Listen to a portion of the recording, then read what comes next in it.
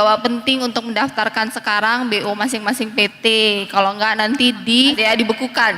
Mungkin di zaman sekarang ya, dengan semuanya udah digitalisasi, udah transparansi, sangat membutuhkan akuntabilitas, sehingga penting untuk semua bisnis itu dimulai dengan benar. Mengundang untuk naik ke atas panggung kepada yang terhormat, yang kami hormati Kepala PPATK Bapak Ivan Yustiavandana dan juga Gubernur Maluku Utara Ibu Sherly Chonda.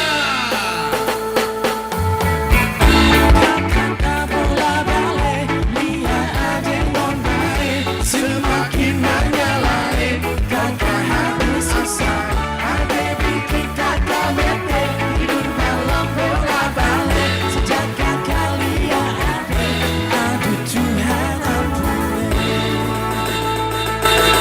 Terima kasih Bu Sherly, terima kasih Pak Ivan. Kita di sini untuk bicara mengenai beneficial ownership. Ini sekarang Ibu Sherly ini kan adalah sekarang memang pemimpin daerah. Ibu silakan mic-nya di depan. Sekarang pemimpin daerah, kepala daerah. Tapi dulu punya latar belakang sebagai pengusaha, punya suami pengusaha. Berarti intinya adalah dari dunia usaha. Nah, Ibu mungkin bisa cerita pengalaman Ibu. Buat teman-teman mahasiswa yang kita harapkan di sini bisa lahir nggak kalau dia mahasiswa hukum nggak hanya jadi lawyer, jadi jaksa, tapi jadi entrepreneur yang sangat sukses. Tapi tentu harus paham segala aspek hukum mengenai bagaimana perusahaan itu, termasuk soal BO ini. Mungkin Ibu bisa cerita gimana sih dulu udah ada di zaman Ibu udah ada beneficial ownership sudah mulai dikenal atau gimana tuh Bu? Jadi ketika di masa saya ini kan juga kebanyakan mahasiswa hukum ya, notaris ya, pasti udah tahu lah bagaimana membentuk PT ya.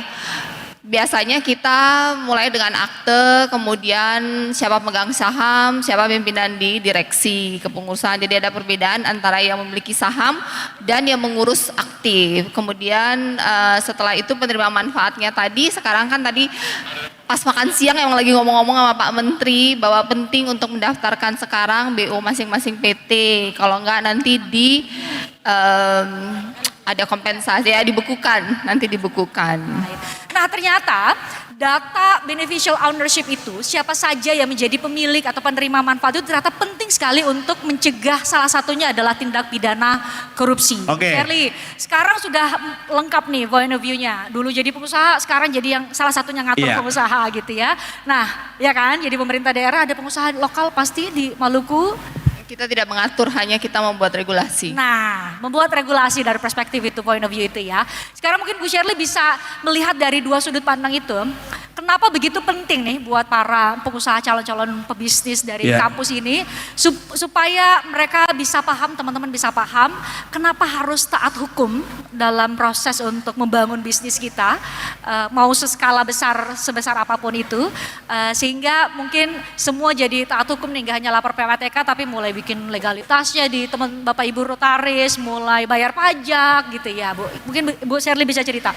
Ya, mungkin di zaman sekarang ya, dengan semuanya udah digitalisasi, udah transparansi, sangat membutuhkan akuntabilitas, sehingga penting untuk semua bisnis itu dimulai dengan benar. Karena fundamental dari bisnis itu adalah kepercayaan, adalah reputasi. Modal bisnis itu sebenarnya bukan uang, tetapi nama baik, reputasi, dan kepercayaan. Dan kemudian harus bisa dilihat di akte perusahaannya, di laporan keuangannya.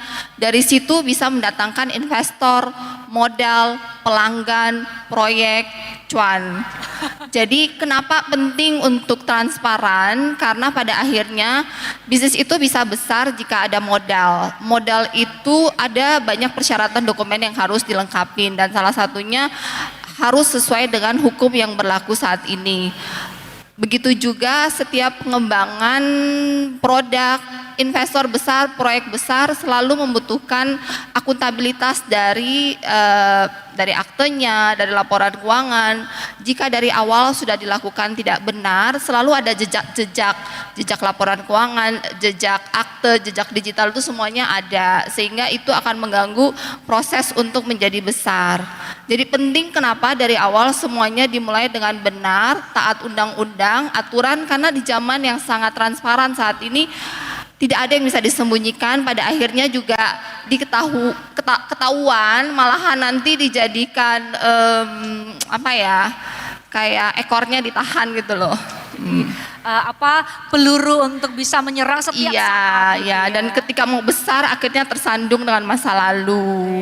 Ditambah pemerintah daerah pun kita membuat regulasi dan semakin banyak pengawasan saat ini dari APIP, inspektorat, berbagai kementerian, lembaga. Akhirnya juga ketahuan. Jadi mulainya dengan benar, bersih, toh rezekinya biasanya ada kalau kita mulainya dengan benar gitu. Izin Bu, terima kasih Bu. Sudah hadir, sehat selalu, melanjutkan perjalanan ke Solo. Solo ya Siap. Bu. Tapi mungkin bisa dong nyampein ke Closing teman-teman statement mahasiswa. mungkin dari Ibu. Betul, teman-teman mahasiswa yang mungkin berpikir untuk bisa jadi pengusaha dan apapun nanti karirnya Bu. Mungkin Ibu bisa memberikan inspirasi, memberikan pesan-pesan buat mereka supaya bisa tetap tadi satu ya, menjaga integritas. Ya, terima kasih. Buat adik-adik yang mungkin tahun depan, 2 tahun lagi, 3 tahun lagi akan lulus, percayalah bahwa persaingan ke depan itu tidak lebih gampang tapi lebih sulit. Kemudian kenapa harus adik-adik, kenapa harus dia, kenapa harus saya? Pengalaman saya sebagai seorang pengusaha dan saat ini menjadi pemimpin di pemerintahan, terlepas dari begitu banyak yang menginginkan mencari kerja atau begitu banyak partner yang bisa dipilih, hal yang tersulit dicari zaman sekarang itu adalah seseorang dengan integritas. Jadi karakter yang paling penting untuk seseorang bisa berhasil dan dicari oleh orang lain itu yang pertama adalah integritas. Integritas itu dihasilkan dengan kejujuran, dengan transparansi. Kemudian yang kedua adalah mereka yang cepat belajar, yang mau belajar, yang punya daya juang yang tinggi. Karena saat ini semua orang pintar itu banyak. Dan saat ini semua skill upskilling, ilmu baru itu gampang diakses secara gratis.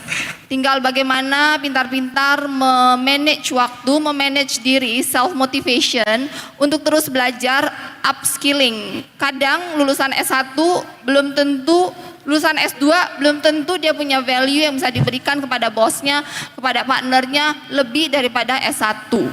Karena mohon maaf pada akhirnya yang dibutuhkan, yang dicari itu adalah skill bukan gelar. Jadi sering-sering dan terus-menerus upskilling. Saya sampai hari ini masih upskilling, masih belajar. Pak Menteri juga pasti masih terus belajar. Jadi harus terus belajar. Dan yang berikutnya adalah tidak perlu tunggu sempurna untuk memulai. Kita selalu memulai dari yang sederhana. Karena kesuksesan besar itu selalu dimulai dari ide yang kecil asal dieksekusi. Jangan berdialog tanpa eksekusi dan kemudian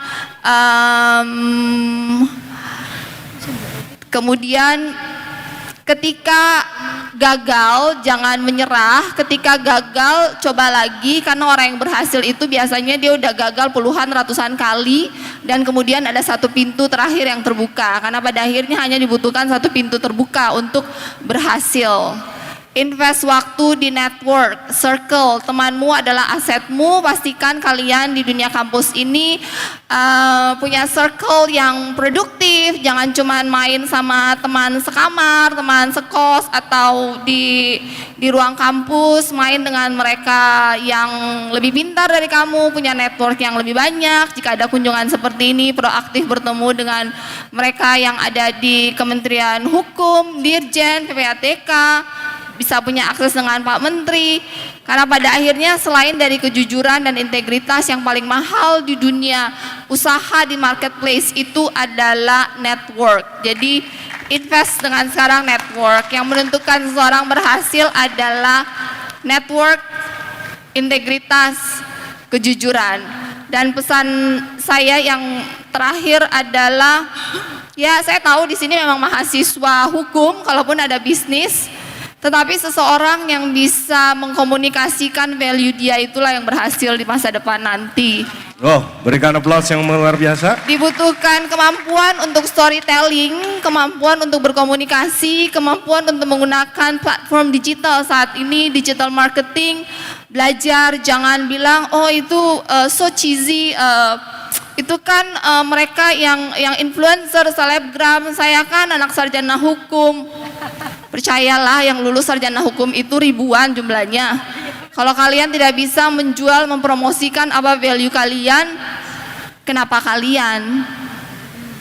Jadi dengan kompetisi yang begini tinggi, pintar-pintarlah mempromosikan diri sendiri, dan saat ini cara termurah tercepat adalah dengan menggunakan sosial media. Saya dari Maluku Utara, mungkin sebelumnya tidak ada yang tahu Maluku Utara itu di mana, tetapi kemudian Bapak Ibu ada yang mengenal saya sebelumnya? Kenal? Sebelumnya, batas sebelumnya tuh kapan? Sekarang udah kenal belum? Oh sudah, Ya. kalau sekarang. Sebelum saya datang, apakah sudah mengenal nama saya? Saya sudah. Ya. Ya. Yang ada di Saya sini sudah kenal? Ya, Sudah. semua itu lewat sosial media. Betul. Dan biayanya nol. Nol ya. Ya. Ada pulsa Bu? Ya, Ya. kan adik-adik akan lulus bentar lagi. Kalau baru lulus, baru mau nyari kerja di mana, baru mau nyari network di mana, bisa berpartner dengan siapa, percayalah itu sudah terlambat. Jadi dari sekarang invest di, ya bukan marketing diri sih, tapi ya memang marketing Personal diri. branding. Personal Personal branding.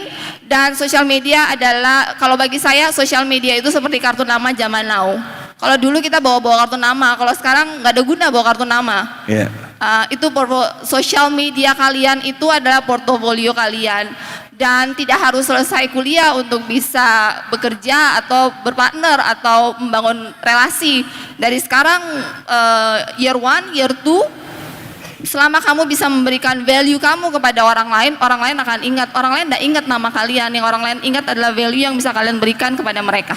Terima kasih. terima kasih. Wow. Undangannya juga suatu kehormatan bagi saya bisa hadir di sini. Terima kasih, Di Bu Shirley. Ya, di Undip, dan berkenal dengan orang-orang hebat di ruangan ini. Izin Pak Menteri, saya pamit mau ke Solo, ada Siap. janji dengan isi di Solo. Sip. Oke. Terima kasih. Terima Baik. kasih Terima ilmu yang kasih. sangat bermanfaat dan poin-poin yang luar biasa mengenai branding. Sehat selalu Ada sampai teman-teman di yang akan Solo. menerima. Terima Ya, kasih Ibu. terima kasih. Tepuk tangan sekali lagi untuk Ibu Shirley Juanda, Gubernur Maluku Utara. Kita bisa petik banyak manfaat dari yang disampaikan oleh beliau, poin-poinnya yang disampaikan oleh beliau. Bagaimana belajar itu tidak mengenal waktu. Upskill, belajar, belajar, belajar.